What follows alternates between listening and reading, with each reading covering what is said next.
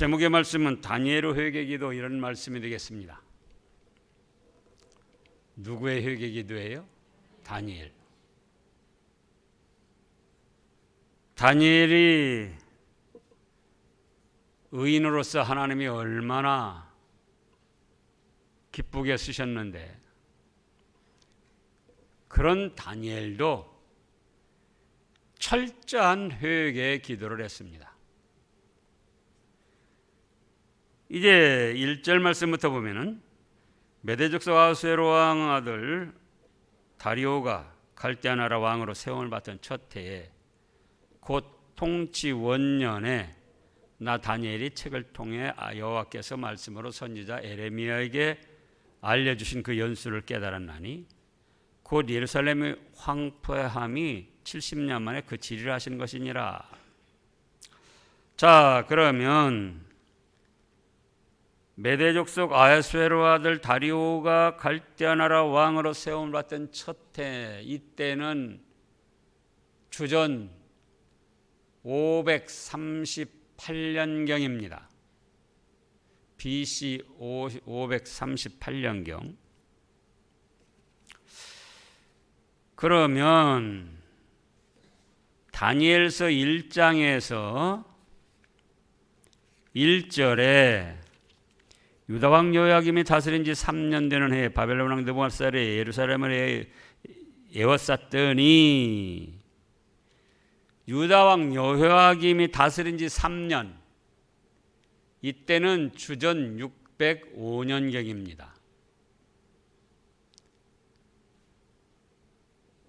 주전할 때는 숫자가 많을수록 더 멀어지는 거예요. 그리고 가까울수록 더 가까워지는 것이고 적을수록 가까워지는 것이고. 그러니까 다니엘서 1장 1절은 몇 년경이라고요? 605년경. 그리고 9장 1절은 주전 538년경. 그러면은 몇 년 차이가 있습니까?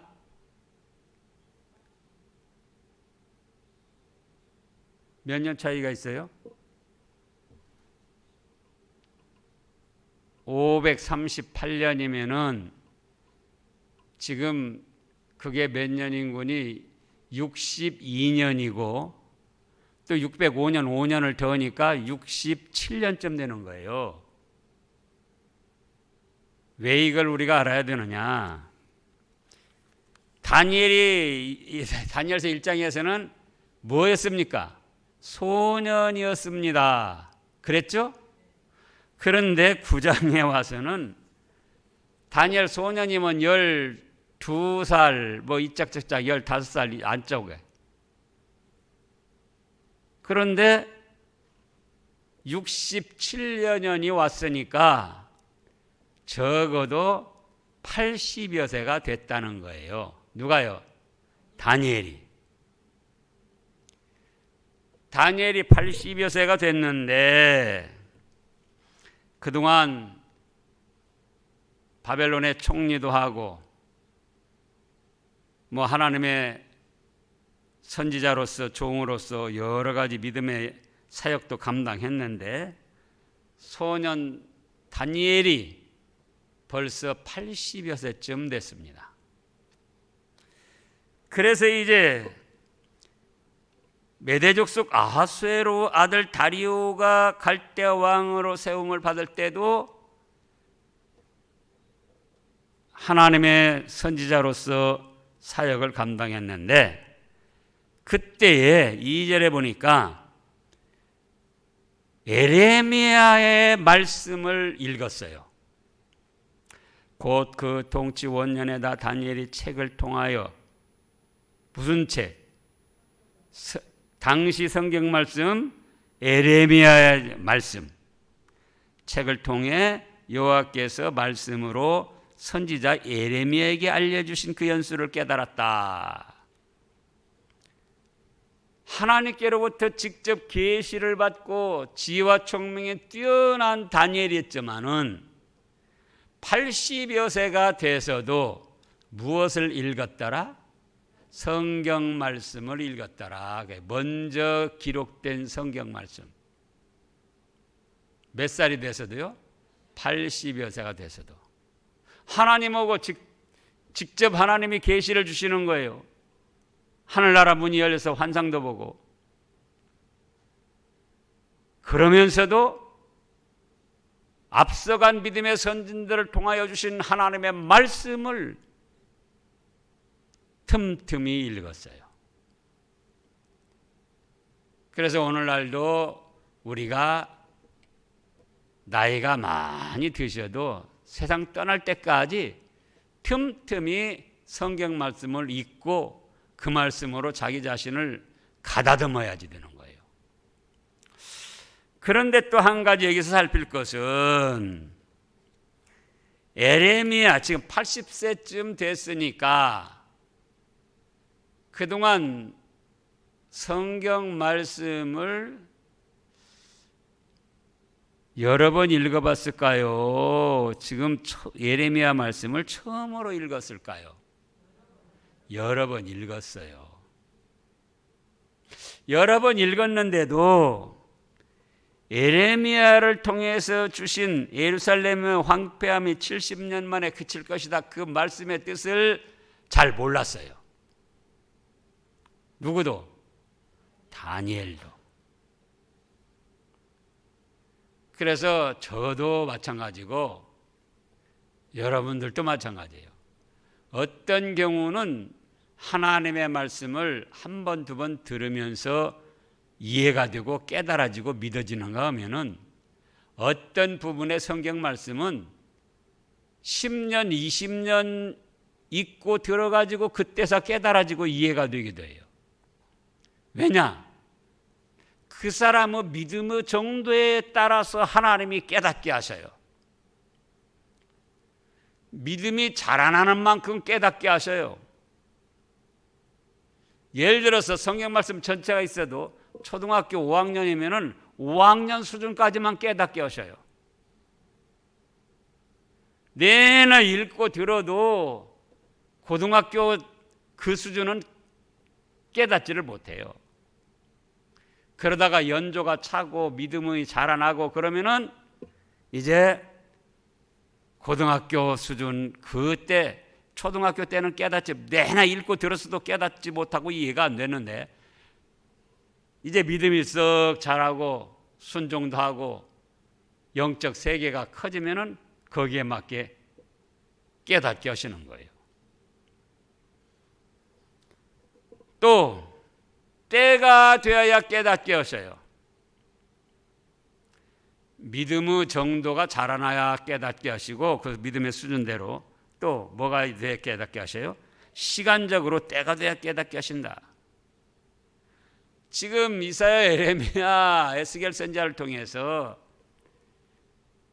이스라엘 백성들이 범죄함으로 하나님께서 바벨론의 침략을 통하여 70여 년간 포로 생활하다가 70년이 되면은 예루살렘 황폐함이 그칠 것이다.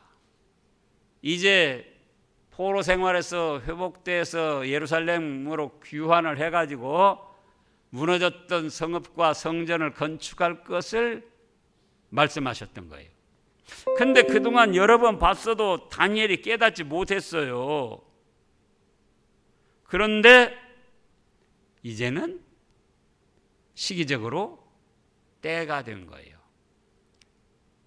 다니엘 1장이 몇 년도라고요? 605년. 9장에 와서는 538년. 그러니까 몇 년이 지금 됐다고요? 67년쯤이 된 거예요. 그러니까 1장에서 사로잡혀 가서 포로로 잡혀가 가지고 70년이면 다 된다고 그랬는데 이제 70년이 다 돼간단 말이에요. 그러니까 회개하고 예루살렘으로 돌아갈 소망을 가지고 하나님 앞에 기도하도록 하려고 다니엘에게 이 70년에 대해서 깨닫게 해주셨던 거예요. 야, 70년 포로 생활해서 이제 예루살렘으로 귀환할 때가 됐다. 돌아갈 때가 됐다.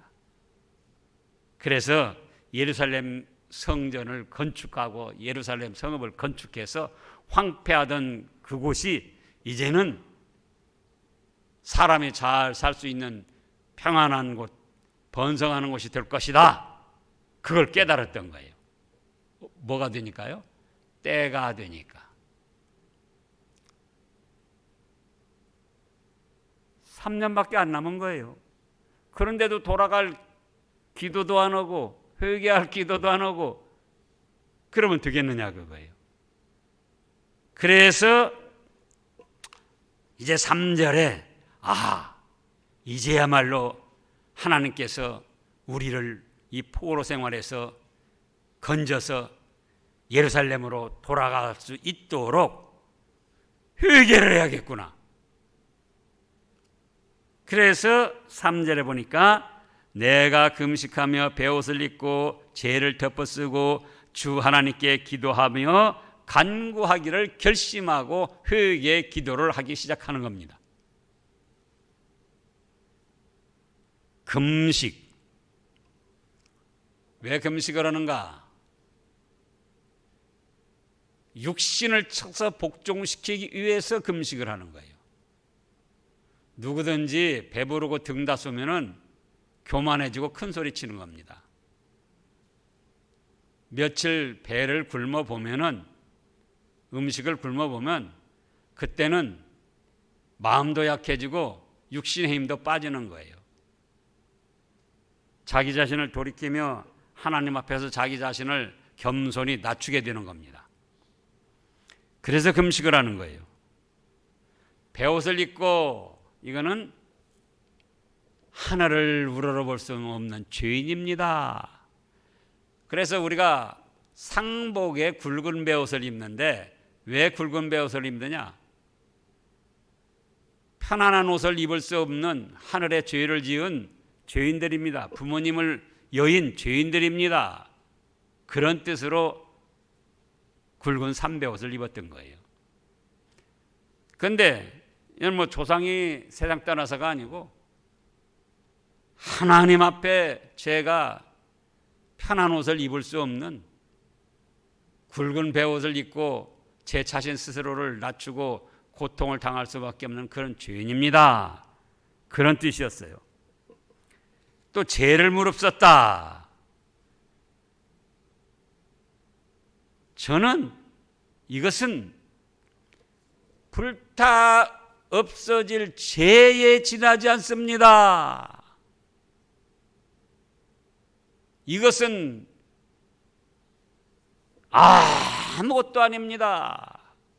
그런 뜻이에요. 제가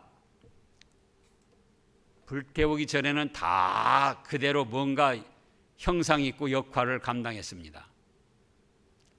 그러나 불태워서 죄로 되면 아무것도 아닌 거예요.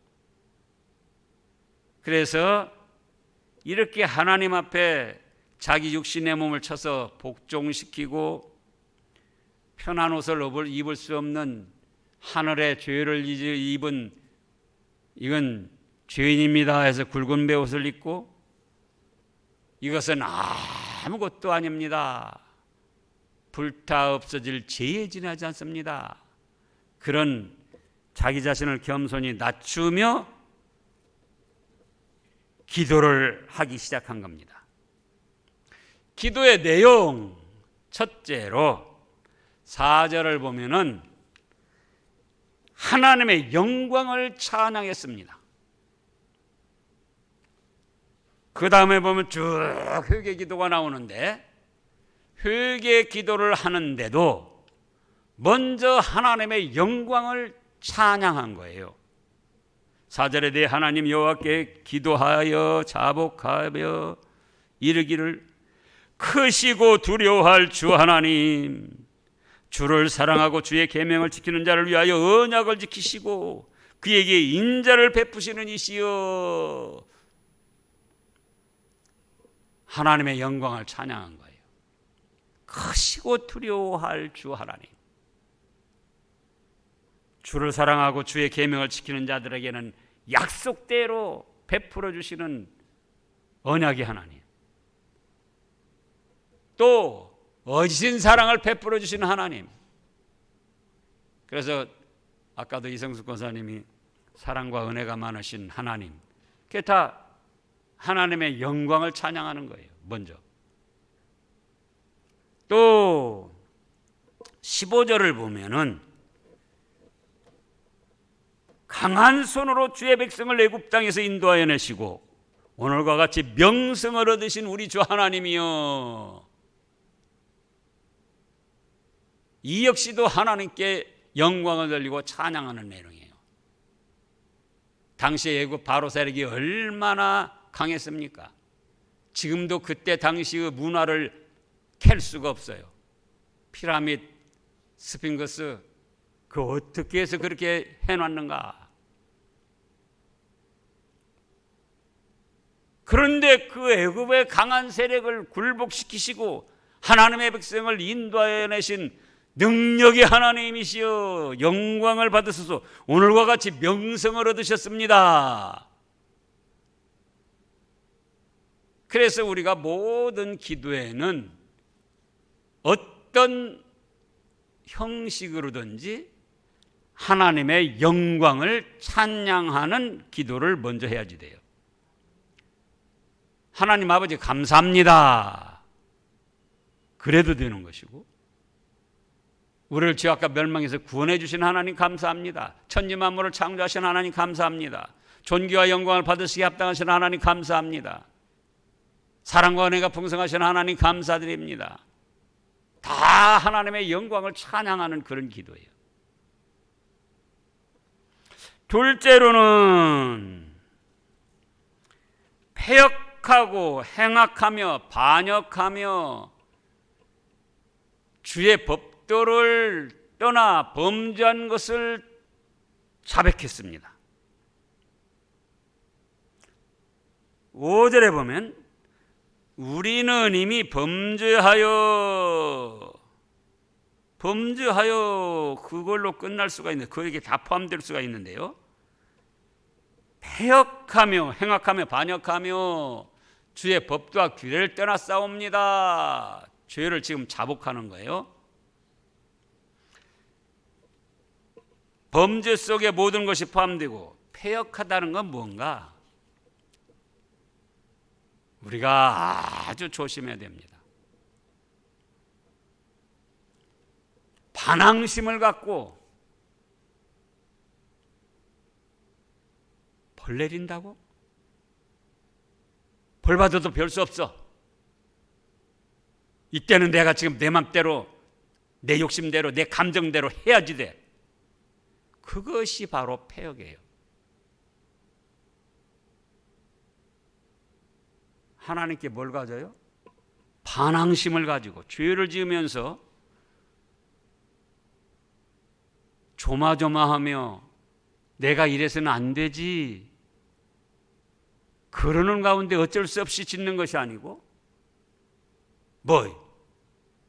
주의를 거룩히 안 지키면 벌 내린다고? 벌 내리려면 내리지.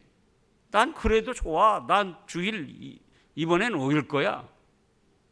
그게 뭐예요? 그게 패역한 거예요. 부모님께 효도라고? 부모도 지가 부모 역할을 해야지. 저렇게 하는데 내가 어떻게 부모한테 효도해? 나중에 어쩔지라도 나도 내 감정대로, 내 맘대로 할 거야. 그게 뭐냐고요? 패역. 그거 조심해야 됩니다. 미워하는 것이 살인이라고 하면서도 뭐라고? 저것이 저렇게 미운 짓을 하고 나를 모독을 하고 약을 올리는데 나중에 어떻게 될진정 이번에는 내 감정대로, 내 억울한 대로 풀어야 되겠어. 그것이 바로 패역이다, 그거예요. 악감을 가지고 반항심을 가지고 하나님의 말씀을 거역하는 것.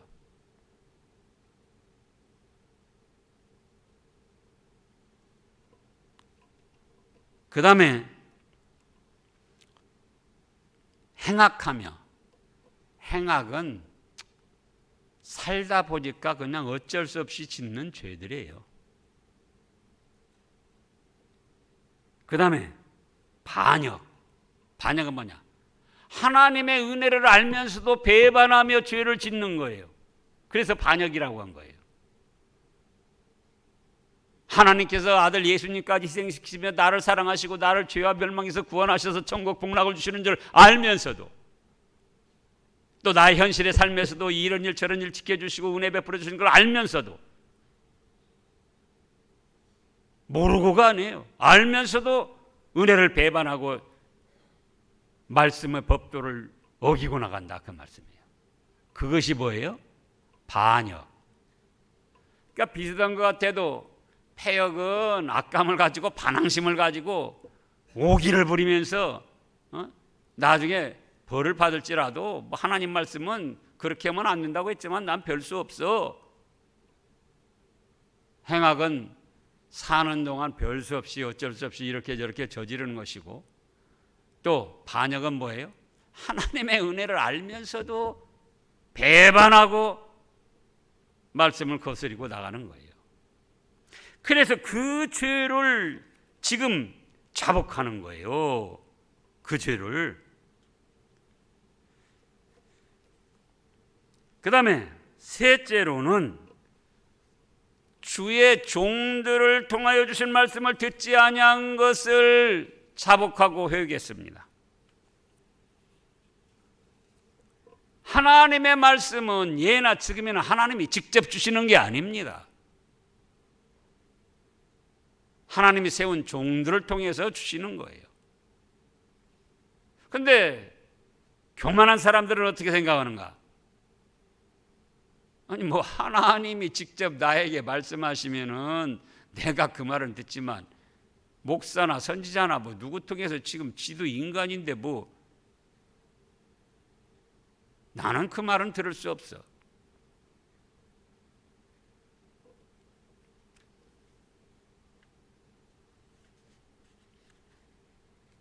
청와대에서 특사를 파견했습니다. 그런데 그 말을 듣는 사람이 대통령이 와서 직접 말하면 내가 듣겠지만 뭐 이거 뭐 지 뭐 비서관 그 지가 와서 오는데 뭐 지나 내나 뭐 비슷비슷하지. 얼마나 교만합니까? 곧 청와대에서 보낸 비서관을 무시하는 거는 대통령을 무시하는 거예요. 그런데 지금 이 이스라엘 백성들이 주의 종들을 통하여 주신 말씀을 듣지 아니했다고 다니엘이 그 죄를 지금 자복하며 회개를 합니다. 6절에 보면 우리가 또 주의 종 선지자들이 주의 이름으로 우리 왕들과 우리 고관과 조상들과 온 국민에게 말씀한 것을 듣지 아니하였나이다. 누구를 통해서 주신 말씀을요? 주의 종들을 통해서 주신 말씀. 10절에도 보면 우리 하나님 여호와의 목소리를 듣지 아니하며 여호와께서 그의 종 선지자들에게 부탁하여 우리 앞에 세우신 율법을 행하지 아니하였습니다.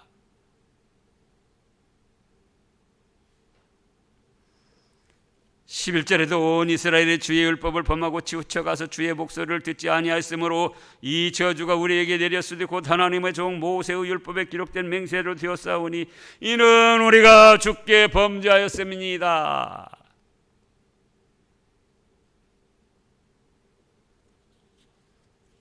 그래서 주의 종들을 통해서 주시는 하나님의 말씀을 듣지 아니하고 불순종한 그 죄를 찾아서 회개를 한 거예요.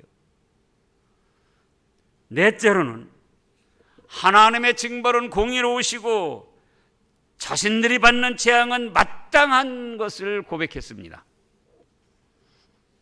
7절에 보면 주여 공의는 주께로 돌아가고 수치는 우리 얼굴로 돌아옴이 오늘과 같아서 유다 사람들과 예루살렘 거민들과 이스라엘이 가까운 곳에 있는 자들이나 먼 곳에 있는 자들이 다 주께서 쫓아내신 각국에서 수치를 당하였사오니 이는 그들이 주께 죄를 범하였습니다. 주님께서 징벌하시고 재앙을 내리시는데 그건 주님의 마땅한 공의의 심판이십니다. 우리는 지금 나라가 망하고 바벨론의 포로로 잡혀서 67년간 지금 종살이하고 있는데 이거는 우리 죄에 비하면 마땅한 겁니다. 14절에도 그랬어요. 그러므로 여호와께서 이 재앙을 간직하여 주셨다가 우리에게 내리게 하셨사오니 우리의 하나님 여호와께서 행하시는 모든 일이 공의로우시나 우리는 그 목소리를 듣지 않고 범죄했기 때문에 마땅히 이 일을 당하게 된 겁니다. 참으로 회개하는 사람은 이렇게 자복을 하는 겁니다. 하나님이 내리신 재앙과 징벌이 너무 큽니다. 아직 자기 죄를 몰라서 그래요. 나는 지금 행한 것에 비해서 억울하게 많이 당하고 있습니다. 자기 죄를 몰라서 그래요.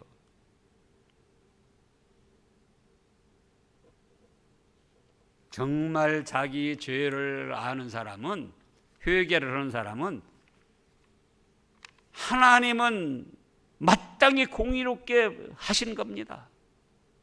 그에 비해서 제가 당하는 징벌은 범죄에 대해서 당연히 오히려 범죄한 것에 비해서 가볍게 지금 당하게 해주셔서 감사합니다.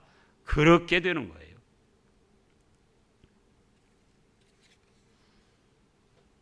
다섯째로는 회개하지 않은 죄를 자백했습니다. 무슨 죄를 자백해요? 회개하지 않은 죄. 9절을 읽어보세요. 주 우리 하나님께는 긍휼과 용서하심이 있사오니 이는 우리가 주께 패역하였음이오며. 긍휼과 용서하심이 있어서 회개하면 용서해 주시는데 우리가 그걸 알면서도 고의로 악감을 가지고 반항심을 가지고 패역하게 나갔습니다. 또 13절을 읽어보세요. 모세의 율법에 기록된 대로 이 모든 재앙이 이미 우리에게 내렸사오나 우리는 우리의 죄악을 떠나고 주의 진리를 깨달아 우리 하나님 여호와의 얼굴을 기쁘게 하지 아니하나이다. 보세요. 재앙을 내리시면 마땅히 죄를 깨닫고 하나님은 공의로우시고 우리 죄는 참으로 너무나 크구나. 죄를 깨닫고 죄를 떠나서 회개하고 그러므로 주님을 기쁘시게 했어야 되는데 그럼에도 불구하고 회개를 하지 않았다는 거예요.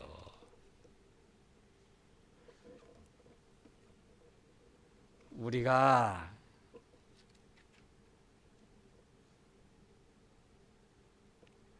회개하지 않은 죄에 대해서 여러분들이 회개해 봤습니까?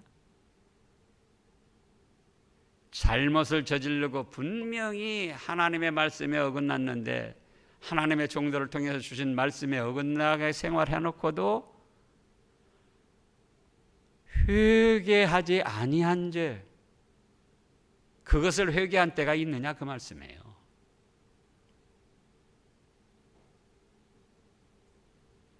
마땅히 죄를 끊고 자복하여 회개하고 하나님의 마음을 기쁘시게 해드려야 되는데, 편안하게 해드려야 되는데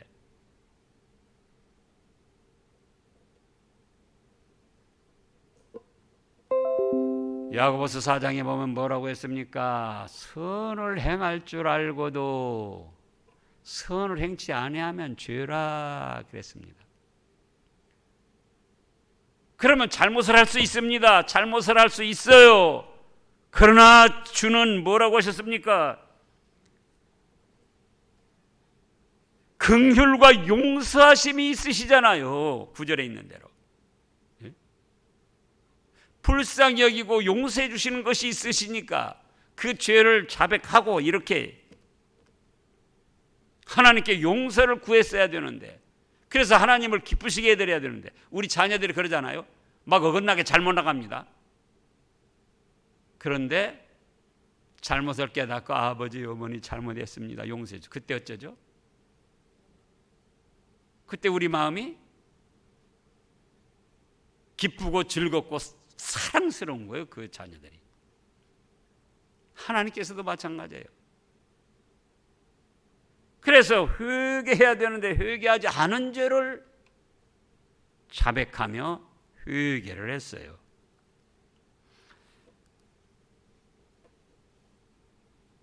그 다음에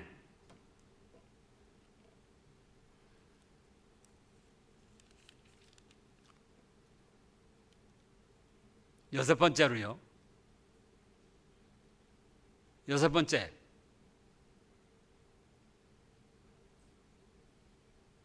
이제 어떻게 하죠?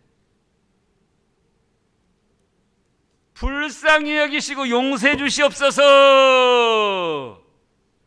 그렇게 기도를 했어요. 16절부터 보면 주여 구하옵나니 주는 주의 공의를 따라 주의 분노를 주의 성 예루살렘 주의 거룩한 산에서 떠나게 하옵소서. 이는 우리의 죄와 우리 조상들의 죄악으로 말미암아 예루살렘과 주의 백성의 사면에 있는 자들에게 수치를 당함이니이다. 그러하온즉 우리 하나님이여 지금 주의 종의 기도와 간구를 들으시고 주를 위하여 주의 얼굴 빛을 주의 황폐한 성소에 비추시옵소서. 나의 하나님이여 귀를 기울여 들으시며 눈을 떠서 우리의 황폐한 상황과 주의 이름으로 일컫는 성을 보옵소서. 우리가 주 앞에 간구하는 것은 우리의 공의를 의지하여 하는 것이 아니요 주의 긍휼을 의지하여 함이니이다. 주여 들으소서. 주여 용서하소서. 주여 귀를 기울이시고 행하소서. 지체하지 마옵소서. 나의 하나님이여 주 자신을 위하여 하시옵소서. 이는 주의 성과 주의 백성이 주의 이름으로 일컬은 바 됨이니이다. 용서를 구하는데도 제가 차례서 용서해달라고 하는 거 아닙니다. 지금 그런 뜻이에요. 18절에 우리가 주 앞에 간구하옵는 것은 우리의 공의를 의지하여 하는 것이 아니요 주의 긍휼을 의지하여 합니다. 불쌍히 여겨 주시옵소서. 그리고 용서하여 주시옵소서.